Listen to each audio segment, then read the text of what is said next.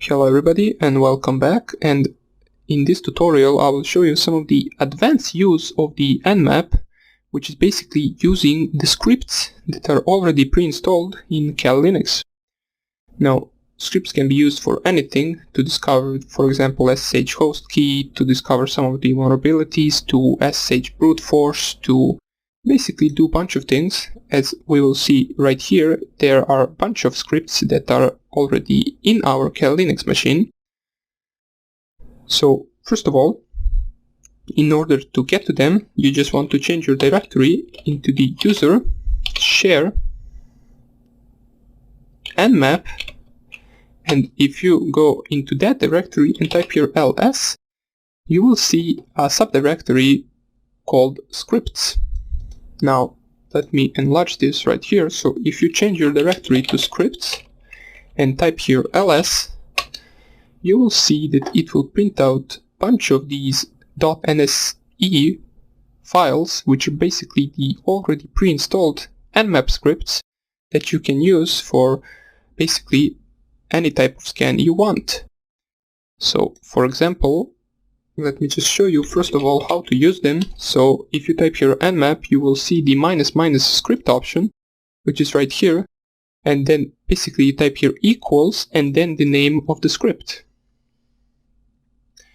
It is simple as that. So in order for you to use the script, you just specify this option and then equals, and then you specify the name of any of these files right here, which are basically scripts, and you run them on your target IP. Now we will try out one of the scripts for now on, which will be the SSH brute force, which will be also one of the first attacks, active attacks on the target. It will basically a brute force. It will try out a bunch of passwords for the SSH on our target. Now for that target you can use any of the virtual machines you want. You cannot use scan.nmap.org website, as it says do not try the website brute force SSH on the nmap website. So you want to either run your Metasploitable, which I showed how to install in the previous videos, or you can basically run any other machine that has the port 22 open. Now in my case I will run OWASP, which I will show you how to install in some of the next tutorials. For now on, just run your Metasploitable, since Metasploitable also has the SSH port open.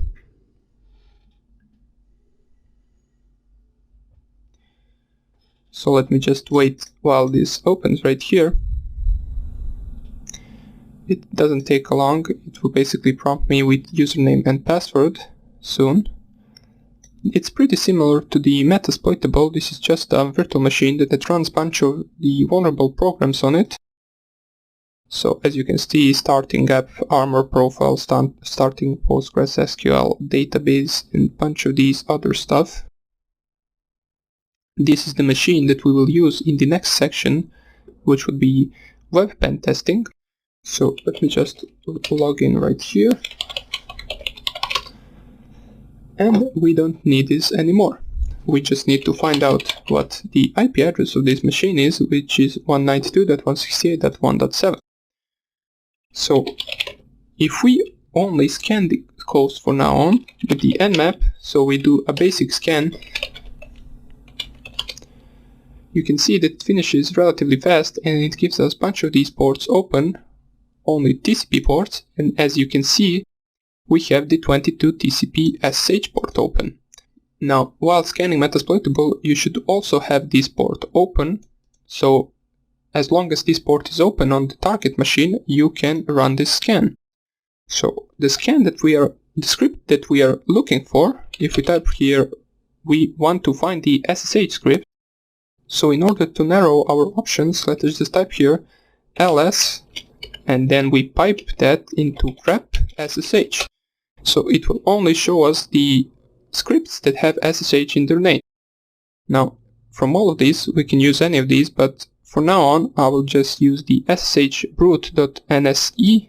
We copy the name of the script, and in order for you to run the script, you type here nmap -- script equals, and then you paste here the name of the script. You can just copy paste it from here, And then the only thing you need is the IP address, which is 192.168.1.7, and just press here enter. And as you can see, it started brute forcing our target. If it finds the username and password, you will be able to SSH into that machine and basically do anything to it. This is a very serious attack. It can get you into trouble, especially if you find out the password and actually log in into that machine and start changing stuff. So only use this on the machines that you do own. Now, for this specific machine, I don't think it will find the password, but we will just leave it run just in case. I don't think that the password and username is stored in this list that it is using in order to brute force the SSH target. So this can take some time. It depends on the list that you use. So let me just close this right here, since I thought it would finish a little bit faster. It doesn't matter, I will just type here Control C in order to close, and we stop the brute force. Now let's say once again we want to find that, and you want to change the password list. For example, as you can see, it has the specific password list that it uses in order to brute force the target. So what you want to do is to nano the script that you are using, which in my case is SSH brute, and what you want to change right here is the option where it gives us the password list. Now I'm not really sure where that is. You can just, I believe it's right here, usage. Here, it's right here, so pass.list. I believe you change that and it will change the password list that you're using. So you can also change the port, which is 22.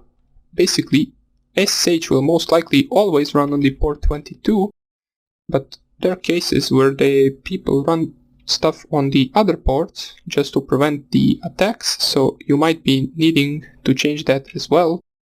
So here you can see that the port rule is 22 and SSH. You basically just change the 22 into any port number you want that runs SSH on it, and you will be good to go. So if there are any other options that you want to change right here, you can change it in the file itself if it requires that, for example the port and the password list. And once you do that, you just type here Ctrl+O to save, Enter to save under that name, and Ctrl+X to exit, and you will be good to go. Now you can run the script again and it should change your password list and port number. Now let's say, for example, you want to find out the SSH host key for that particular machine, so we just copy, which isn't really useful, but let's just try it, why not? So NMAP script equals SSH host key and then the IP address of our target machine. Now as we can see, it gave us the SSH host key, which is basically just this DSA and RSA. It really isn't that useful, but sometimes it possibly could be. So you can experiment with all of these scripts right here. In the next tutorial I will show you how to download some of the scripts online from the GitHub repository that we will use in order to scan for specific vulnerabilities. So let's just recap. In order to get to the scripts folder, you just go to the user share nmap scripts directory, and the syntax is basically nmap -- script equals then the name of the script itself, and you just specify the IP address. So that's about it for this tutorial. It was rather short, and in the next one, as I said, we will download some of our own scripts. So I hope I see you there, and take care.